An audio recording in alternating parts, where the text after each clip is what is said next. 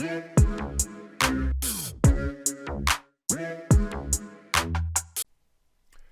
good afternoon, everyone. It's Friday, 27th of November at about 10 past 3 here in the UK.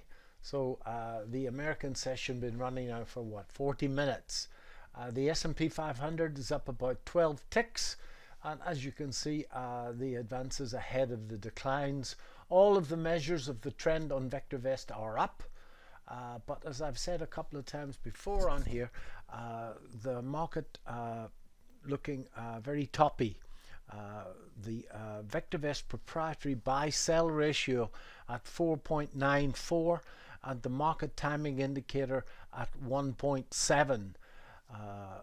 Those are readings saying that the American market and in fact the UK market are in a mega overbought situation. The trends are up, but we have to be careful, so it's not a time for long fishing trips if you have open positions. So if I have a look here, this is the VectorVest composite, and this is the price of the composite. The red and the green triangles are the VectorVest primary wave, and for those of you that trade indices, been some cracking signals from these. This last up signal happened on the 3rd of November, and here we are on the 27th of November, and it's still going strong.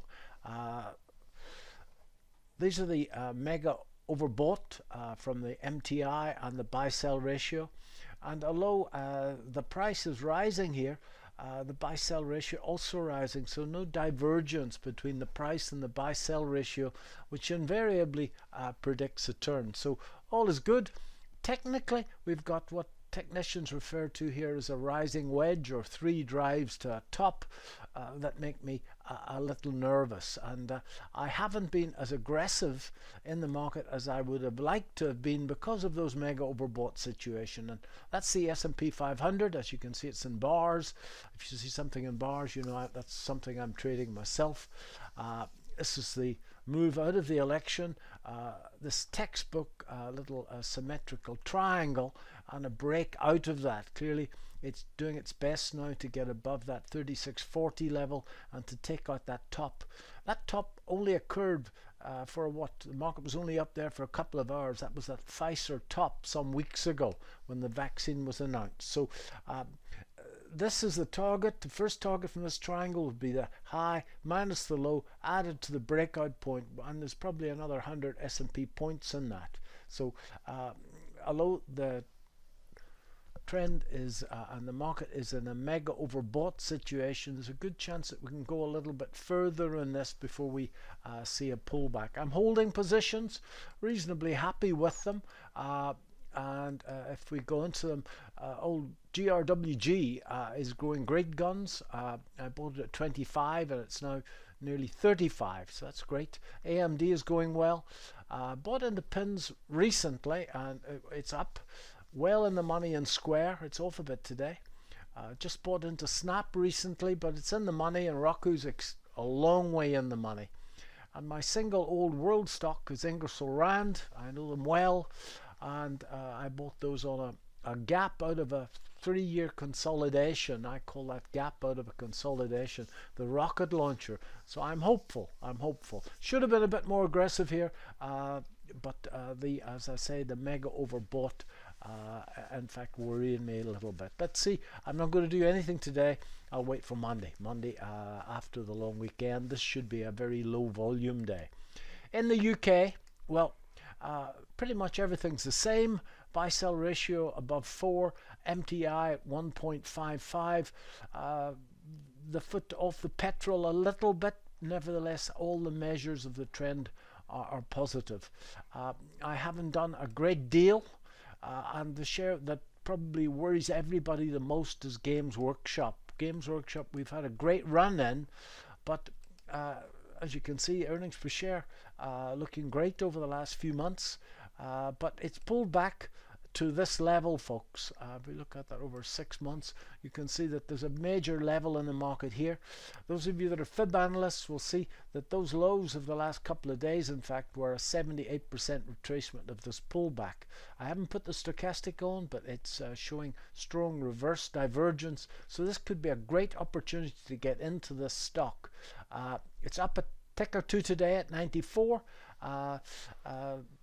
Unfortunately, I've given back quite a bit. I bought into it at about 40 odd, 42, 43, somewhere down here, and it went to 120, and it's pulled back now till 94. So given back quite a bit. They all end badly, folks. It doesn't matter what you do. I assure you that if I'd sold that at 120, it'd now be at 150. So to get the big ones, which is what I'm trying to do in the UK portfolio, you've got to handle, unfortunately, a little bit of drawdown. It's still on a hold on VectorVest, and I'm going to do my best to hold it until VectorVest tells me to the contrary, as it did here. So the rest of the portfolio doing reasonably well. Sylvania has had a really good run.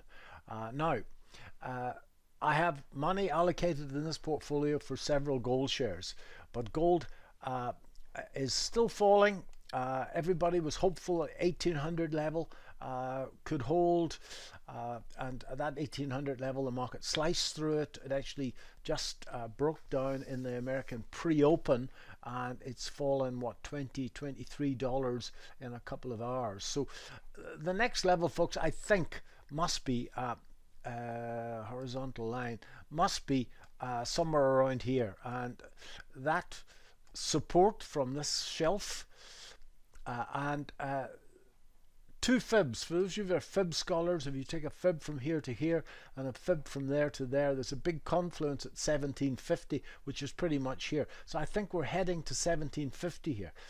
Those of you that know me will know that I tend to be quite optimistic about these things, but the seasonality for gold is exceptionally good.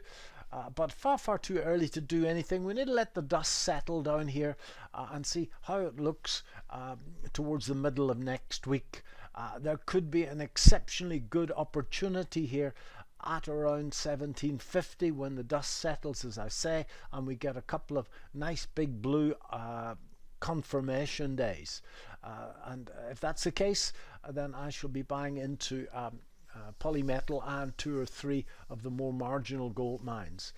I keep telling people, and they don't believe me, that a moment of weakness in the gold market will be severely punished. So if you're not on top of gold shares, and if you feel that you haven't got the emotional response just to get out, then leave gold shares well alone, folks.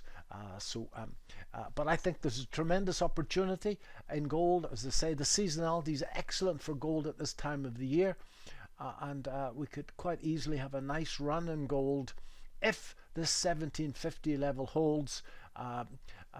That would last us into February. I think that below the 1750 level, then we have to doubt this bull market in gold. So 1750, I think, should hold. It could get to 1700, but I think there's a great opportunity ahead here.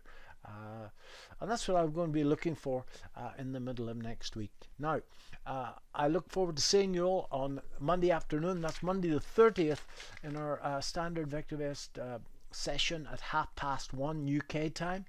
Those of you that are not VectorVest clients, well, we have a Black Friday special at 99 pence so that you can kick the tires for 30 days.